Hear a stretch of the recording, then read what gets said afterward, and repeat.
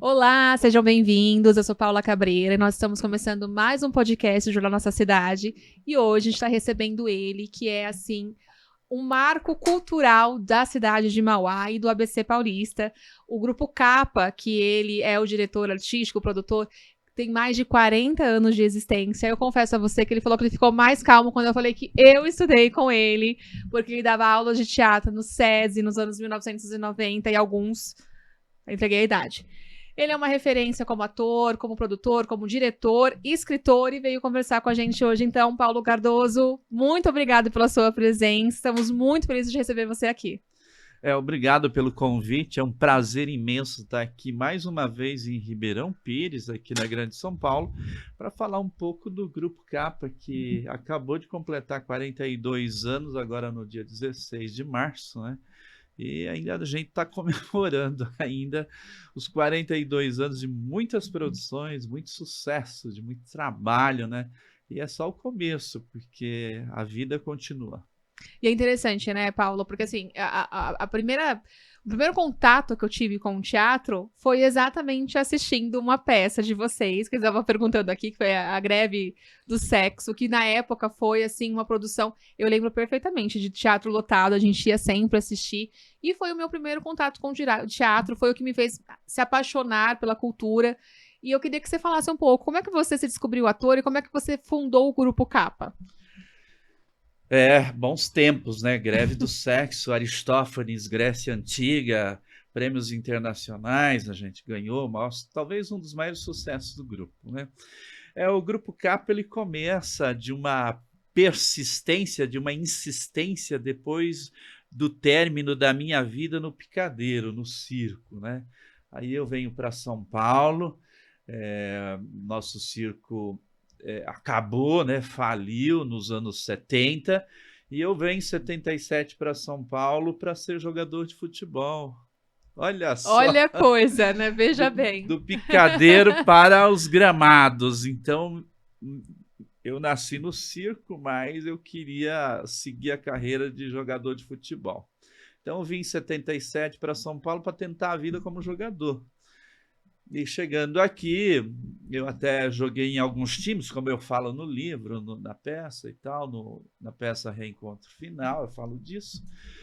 Então, chegando aqui, eu fiz teste em alguns times, Nacional da Água Branca, Juventus da Rua Javari, SAD São Caetano, e depois na Várzea em Mauá, onde eu me contundi gravemente no joelho e tive que encerrar a minha pequena carreira de jogador de futebol aos 17 anos de idade, né?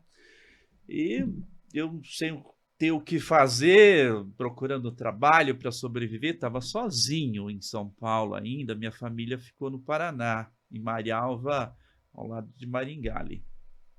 Então, sozinho por aqui, eu tive que trabalhar para me sustentar. Fui trabalhar numa obra, fui trabalhar na feira. E eu era artista de circo, era um palhaço do Circo Teatro Cardoso na época, né? E tendo que enfrentar esse novo desafio. E aí eu gostava de ir aos espetáculos, ao teatro, e alguém me convidou para ir ver um espetáculo ali na antiga biblioteca de Mauá. Isso em 1980, já depois da fundação de um grande partido aí que eu também passei a fazer parte e me filiaram por lá e tal. Então eu fui assistir uma peça chamava Maria Minhoca era um grupo da escola ali do Viscondão que ficava bem na frente, fica na frente, né? E eu fui assistir, aí eu me encontrei, eu falei, eu tenho que fazer teatro, eu quero estar ali, é ali que eu quero estar. Se descobriu ali. Aí eu fui para São Paulo, eu tinha poucas escolas de artes cênicas, né? Aí eu fiz é, a inscrição, que era um curso pago na escola Emílio Fontana. Comecei a estudar o curso no laboratório de ator, né? Comecei a estudar por lá, me formei ator e o Grupo Capa começou aí. Eu morava em Mauá, Mauá não tinha movimento de teatro, não tinha, a não ser o grupo Viscondão de Teatro que eu fui assistir a peça Maria Minhoca, mas não tinha outros grupos, né? Aí resolvi, através de um curso de teatro, fundar o Grupo Capa. E foi aí onde tudo começou, na ditadura militar. A nossa primeira peça foi censurada, a Polícia Federal veio ver o espetáculo em Mauá e não autorizou a apresentação, a gente tem que fazer as alterações. O segundo espetáculo foi proibido na cidade pelo governo municipal, porque falava de uma tal da Cidade das Flores, as Chuvas de Sorriso. Então a gente sofreu muita censura nessa época, mas eu consegui sobreviver.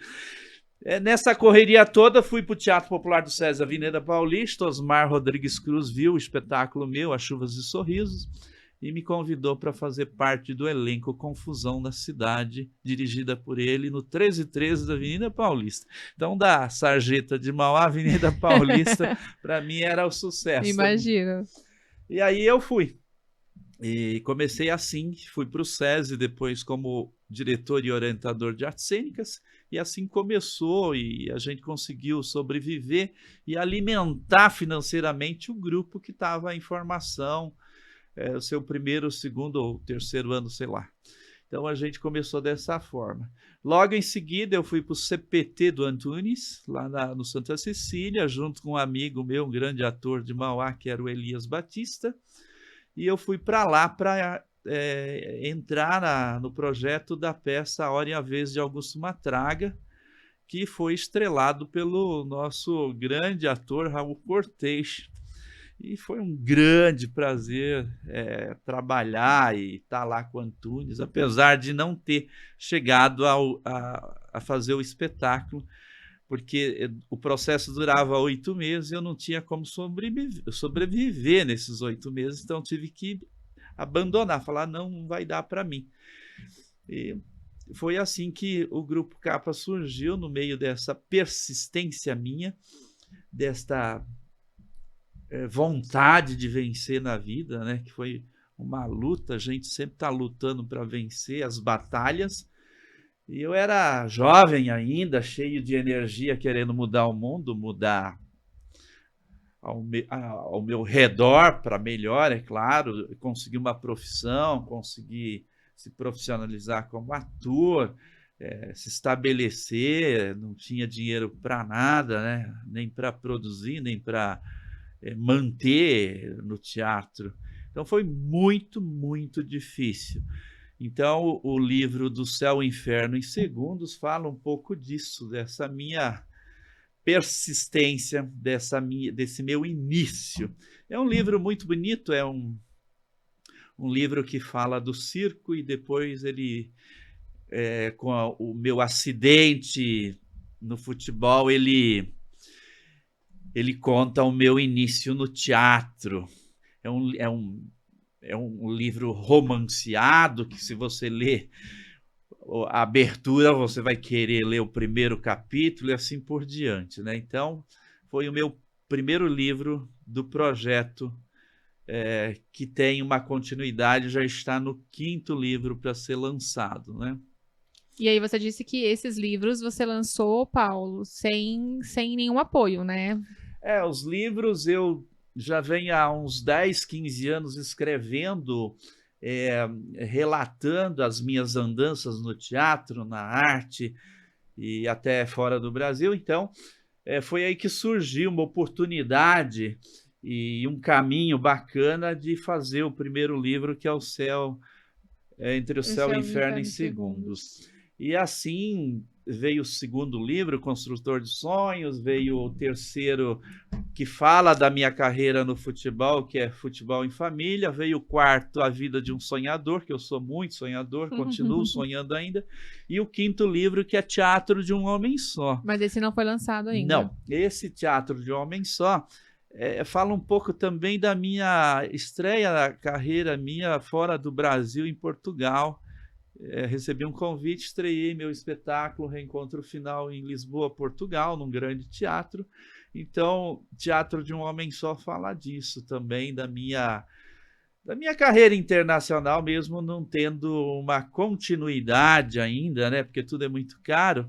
E você perguntou quem pagou os livros. Não, o livro sai do meu do meu O seu salário, orçamento, do meu você quem está fazendo orçamento, isso. sai dos meus cachês, do meu trabalho, né? E eu vou fazendo pouco a pouco e lançando independentemente. Por quê? Porque uma editora até tentou conversar comigo para estar lançando os livros por lá, mas eles pedem muito caro e todo mundo sabe disso. Então eu resolvi, já que está dando certo lançar independente, Independente. eu vou continuar lançando os meus livros assim. Então foi assim que eu estou contando as minhas histórias nos meus livros. Porque a vida da gente, como eu digo no livro Construtor de Sonhos, é uma nuvem que passa. A vida é como o vento. A vida é curta para muitos e longa para outros, mas muitas vezes nem sempre. Então eu quero documentar a minha vida como foi, desde do circo, do teatro, do futebol e nos dias de hoje, o que eu ando fazendo. Eu sempre atuei, eu sempre dirigi, eu sempre fui uma pessoa que não desisti de viver com os recursos e o meu trabalho na arte. Eu não fui pedir emprego em outros Outras lugares, áreas. não me candidatei a um cargo na Câmara ou na Prefeitura, nunca fui funcionário público, nunca fui nomeado por ninguém.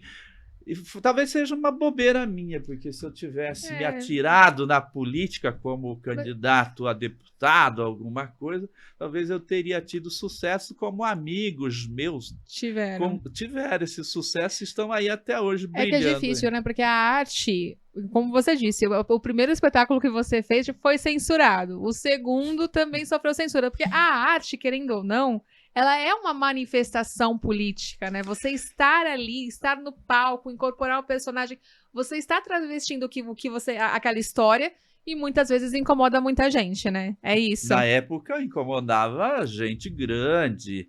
E o teatro era um formador de opinião. Ainda é, né, na verdade. É claro, e a gente, através do teatro, fazia apontamentos, críticas, ou mostrava soluções, ou apontava problemas na saúde, na cidade, na educação, e incomodava quem estava no governo. Talvez seja por isso que eu não me dei bem em relação à questão de ser valorizado na minha cidade, que é a cidade de Mauá.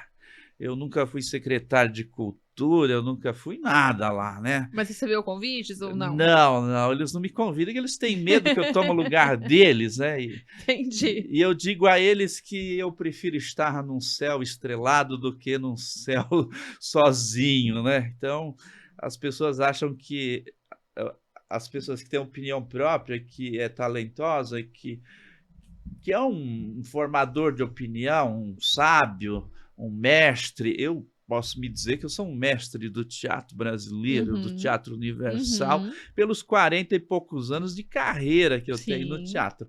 Então, posso dizer isso. Inclusive, tem um título de doutor em artes cênicas, dado pelo SATED, Sindicato dos Artistas do Estado de São Paulo, né? Então, é isso. A gente incomoda e as pessoas acabam te marginalizando, te colocando à margem e nunca te dá a oportunidade, nunca te chama para, vem cá, vamos conversar, vamos ver como solucionar o problema da arte e da cultura em tal comunidade, principalmente na minha cidade, novamente, Mauá. Por que Mauá? Porque eu nasci numa cidade pequena no interior do Paraná, Aquidabã, onde eu comecei a jogar futebol, onde meu pai tinha um circo. E depois vim para São Paulo com o sonho de me estabelecer. Claro, eu sou um vencedor, tenho certeza disso. Eu sou, além de ator, diretor, professor de artes cênicas, eu sou produtor cultural e agora a nova fase de escritor, porque narrando as minhas histórias que eu construí e que eu escrevi ao longo dos tempos da minha carreira. E aí, o Grupo Capa, com 42 anos, são 56 prêmios, Paulo? São vários prêmios, alguns internacionais, inclusive. Você vai diluindo a história do grupo entre os seus livros? Tem algum que fala mais sobre essas realizações? Então, a história do grupo nós vamos lançar agora na estreia do próximo espetáculo que está em produção. Nós estamos ensaiando um espetáculo que é um clássico do circo teatro, se chama Que Mãe Eu Arranjei, e é uma comédia rasgada. Então, eu escolhi esse texto para lançar o livro contando toda essa história, essa trajetória do Grupo Capa no estado de São Paulo, no Brasil e no mundo, né? Porque o grupo estreou no dia 15 de dezembro de 2023 no Teatro Ticket Line, em Lisboa, Portugal. E a gente fez 2 apresentações do espetáculo solo meu, que se chama Reencontro Final. E a gente fez 2 apresentações, era para fazer um circuito, mas o meu produtor, o Gerardo, se acidentou nesse tempo lá em Lisboa, e eu tive que interromper o circuito, que eu ia fazer outras cidades de Portugal, né? Uma turnê. E aí eu voltei para o Brasil, mas muito triste, porque eu queria ter feito a turnê em Portugal e Espanha. E aí em 2004 eu reuni condições financeiras e falei, eu volto em 2025, vou fazer o circuito, vou fazer as apresentações no Porto, em Braga e Lisboa novamente, e depois eu vou dar workshop em Madrid, que era o meu grande marco de caminhar no calçadão de Madrid, na parte central, e falar do meu teatro de Mauá, de São Paulo, do Brasil, na Europa. Dizer, eu estou aqui falando do que a gente pratica aos longos dos anos lá onde eu moro no Brasil. Então, tive esse prazer de dar um workshop sobre a interpretação para o cinema, teatro e TV em Madrid. Que legal. Aí eu retornei para o Brasil e continuo reunindo condições para voltar no final deste ano, ou no começo do ano de 2027, voltar para Portugal, e aí eu quero chegar mais longe, até a Grécia, a cidade de Atenas, que a capa de um dos meus livros é o Teatro de Dionísio, lá na Grécia. Eu preciso ir lá fazer uma foto pessoalmente para ser a capa do meu livro, Teatro de um Homem Só.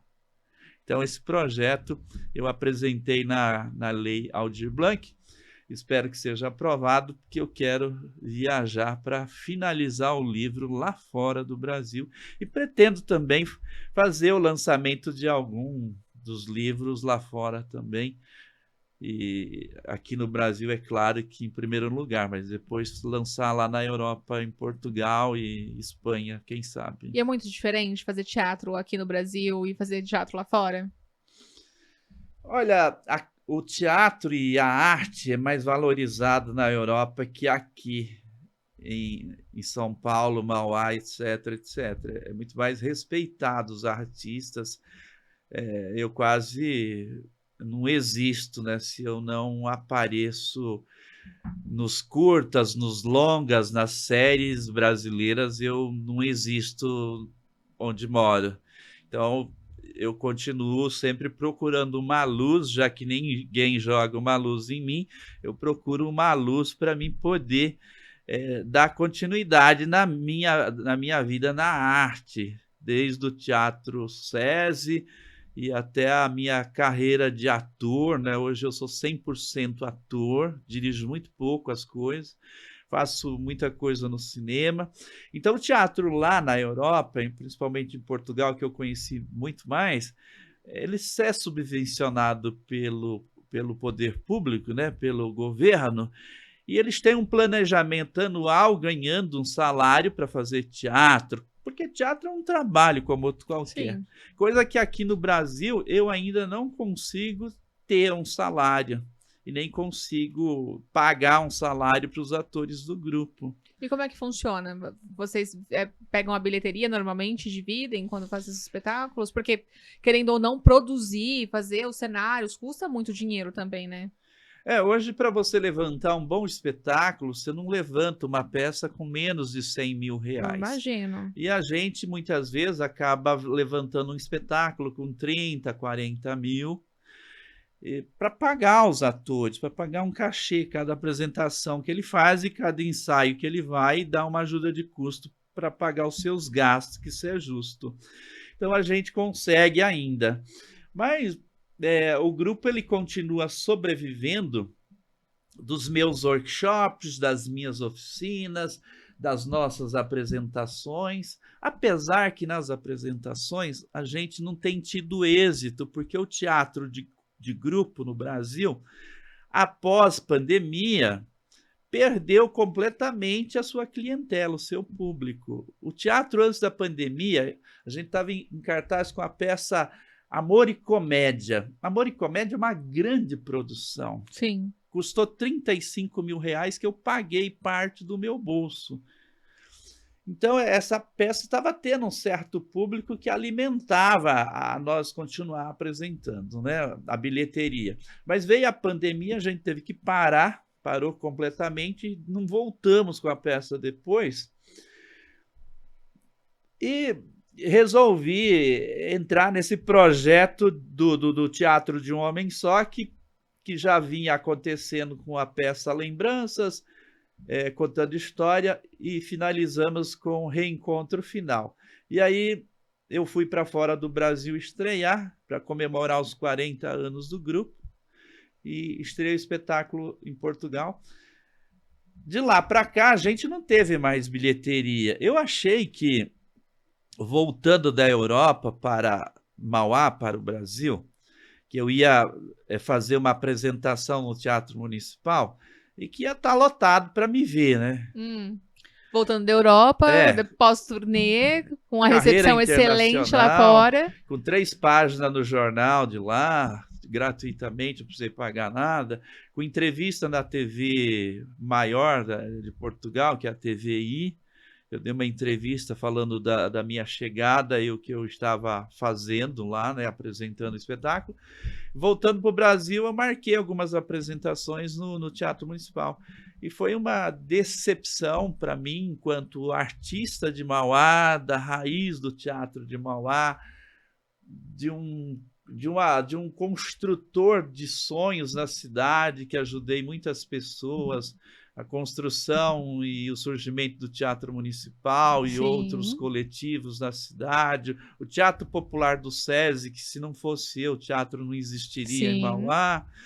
Por mais de 5 mil alunos, eu falei, eu chego lá, anuncio minha peça, vou ter um bom público, né, para dizer para eles como foi a minha turnê fora do Brasil e como foi dar o primeiro pontapé na minha carreira internacional de ator, como foi isso. E aí tive um público muito pequeno e aí o meu filho falou assim, não apresenta mais aqui não? Ninguém quer te ver. Eu acreditei que ninguém quer me ver. Ai, e se Paulo, ninguém que quer me triste. ver, eu não faço mais apresentação desse espetáculo em Mauá. Então ele só será reapresentado fora da cidade, porque eu fiquei muito magoado com isso. E aí eu falei, eu não vou fazer mais aqui não, se as pessoas quiserem me ver, que pegue o trem, o metrô, que pegue seu carro, vai me ver em outro lugar onde eu estiver. Entendi. E aí eu dei uma de bom, né? Falei, não vou fazer mais não, eu também não preciso disso, né? Então não vou fazer, graças a Deus.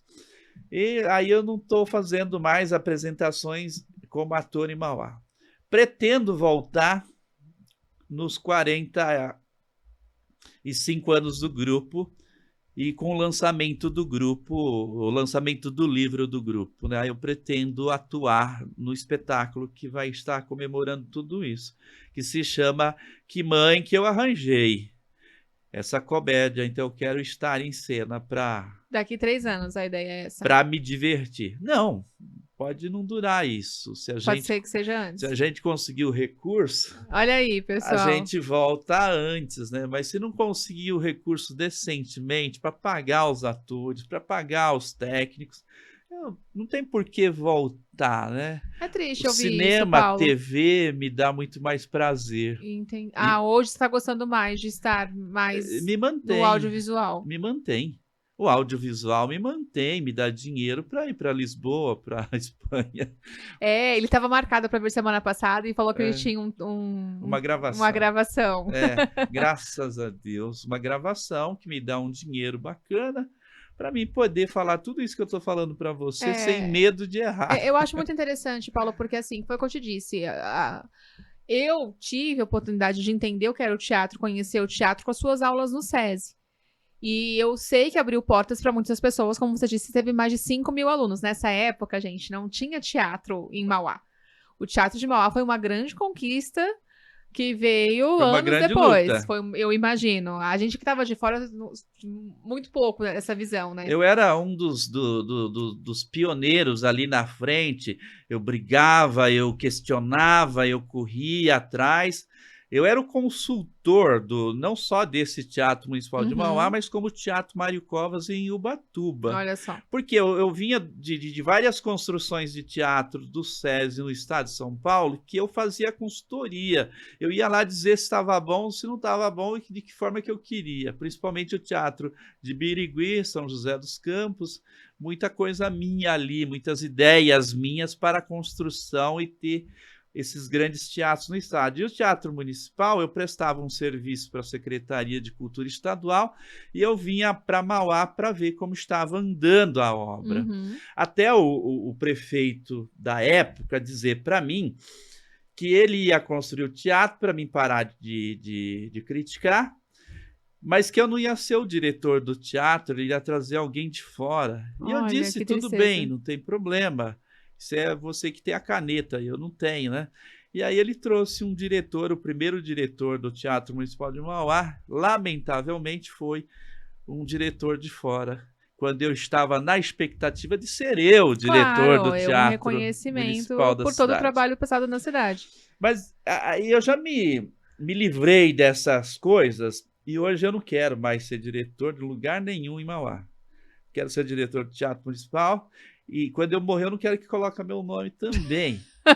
Não quero, porque enquanto eu estou vivo, precisando de trabalhar, apoio, de mostrar o que eu sei fazer, e o povo necessita disso, não tem oportunidade e depois não precisa mais. Eu ia te questionar se a Lei Aldir Blanc ajudou um pouco o setor, o segmento, porque assim, a gente sabe, Paulo, que o que chega na gente é o grande, né? É quem já tem vários patrocínios e vários nomes por trás. Mas a gente precisa que seja custeado exatamente pelo poder público municipal para que mais pessoas surjam, para que novas artes apareçam. E a gente sabe que Mauá tem um movimento artístico muito forte, que não tem as mesmas oportunidades, porque o orçamento não é lá bem enxuto. Essa lei auxiliou nesse sentido? Então, não só Mauá, mas 99% das cidades brasileiras que recebem o dinheiro da Aldir não recebia orçamento e nem dinheiro de lugar nenhum até aquele momento. Quando surgiu a Lei Aldir na pandemia e quando surgiu a Lei Paulo Gustavo logo após a morte do Paulo, é que a cultura dos municípios passou a ter uma receita, um dinheiro para se produzir alguma coisa. Foi ótimo, maravilhoso e eu apoio isso. Só que cada cidade gerencia esse montante de dinheiro, que Mauá agora recebeu 2.600.000, né? No primeiro momento foi 3.200.000. Então, esse dinheiro chega e a cidade é que gerencia promovendo os editais. Mas só que eles fatiam de uma tal forma essa quantidade de grana que se torna muito pouco para o Paulo Cardoso montar. Um espetáculo. Que mãe que eu arranjei. Entendi. Eles oferecem 20 mil reais. É muito pouco. Você falou que no mínimo você precisa de 100 mil, para custear. Como que eu vou levantar um apertado 30 e poucos? Com 20 mil reais. Então fatiou e diminuiu os profissionais, os produtores que trabalham com a cultura com dinheiro ou sem dinheiro, diminuiu o percentual de valor a receber.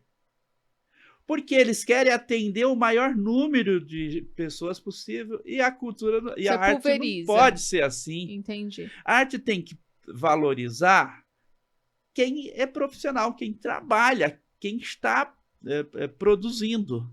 E não os aproveitadores, que agora, neste último edital, eu fiquei surpreso da cidade na qual eu sou conselheiro de cultura e represento a cadeira de audiovisual, a gente nunca na história de Mauá teve um audiovisual ou teve projetos de audiovisual que funcionasse ou que teve curtas ou longas metragens produzidas na cidade. Não tem uma vivência disso.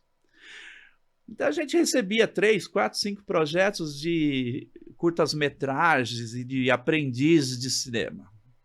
E esse ano a gente, para me surpreender, recebeu 60 e poucos projetos, acho que 63 projetos. Nossa. E eu queria saber onde está a efervescência do cinema em Mauá para mim pedir emprego, para mim trabalhar como ator. Que eu sou um grande ator do cinema brasileiro, tenho feito grandes coisas. Ultimamente, principalmente nas séries, Betinho, Vale dos Esquecidos, Luz e agora Tremembé. Eu sou o ator do elenco. Então, eu queria saber onde está a efervescência para mim poder participar, dirigir, ou atuar, ou ajudar. Então, é como eu te disse no início, se profissionalizou os editais. Eu não sei fazer, eu contrato uma empresa, faz um projeto maravilhoso, a régua sobe, e aquele produtor que sempre está batalhando, produzindo seus espetáculos, seus curtas, seus longas, ele está ali, então ele não quer pagar 20% ou mais para uma empresa elaborar o projeto. Sim.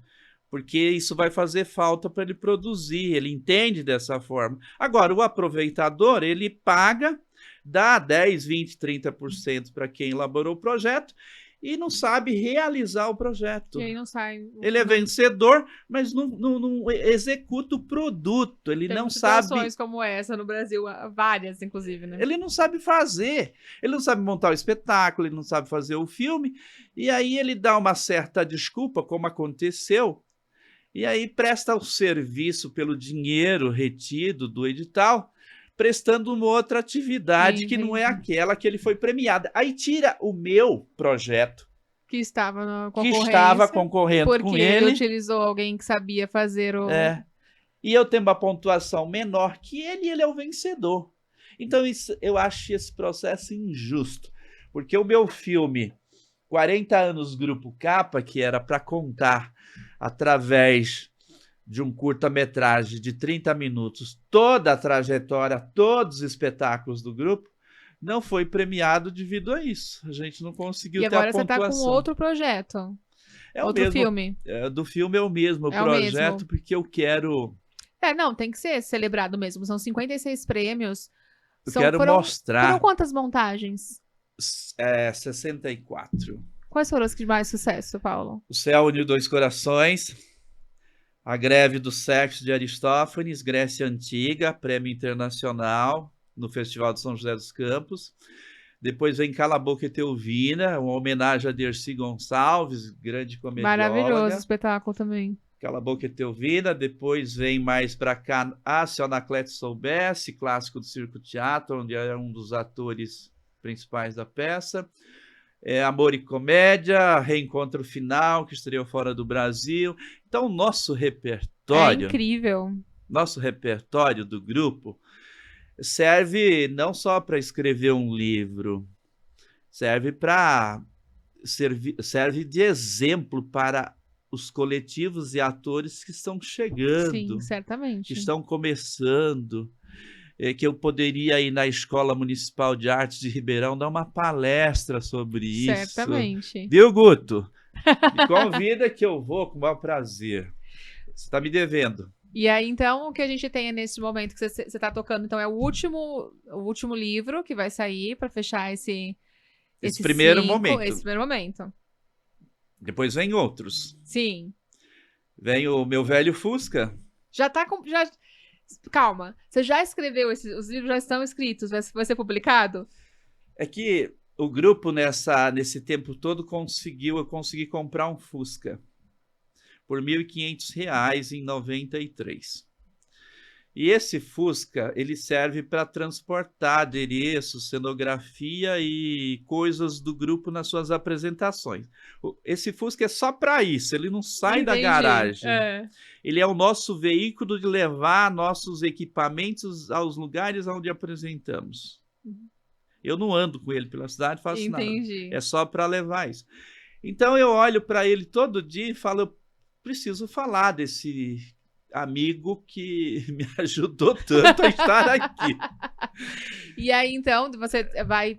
Aí eu estou escrevendo o meu velho Fusca, contando sobre esse Fusca e qual a utilidade dele, aonde a gente foi, aonde a gente parou, e ele nunca me deixou na mão, principalmente. Que bom, tá vendo? Diferente de outras histórias que você contou essa aqui, tem um companheiro que sempre ajudou, que merece. Então, vamos lá, você tem livro para lançar, a gente pode esperar essa expectativa aí do filme dos 40 anos do Grupo Capa. Tá com essa previsão de voltar a se apresentar fora do Brasil. Novamente, se Deus quiser. E está na próxima, vai estar na próxima temporada do Tremembé? Aí que fazendo uma piada, vai ter prefeito de Mauá aparecendo, Paulo? Foi só piada. Ai, meu Deus, então, não. Eu queria te fazer Eu acredito que não, mas... Tremembé já está na fase de produção, seleção de elenco, eu ainda não fui... Aí eu fui consultado, sim, mas eu não obtive resposta ainda. Como a minha foi uma participação, talvez eles não me chamem, mas se chamar, estarei com o maior prazer. Agora, sobre quem vai estar no filme ou que história vai ser contada, eu não tenho essa informação. Porque ainda está esperando. Espero que seja uma grande continuidade da série. Não, a brincadeiras à parte aqui é só a piada. Não acredito que isso tenha. Eu sou uma pessoa maldosa, né?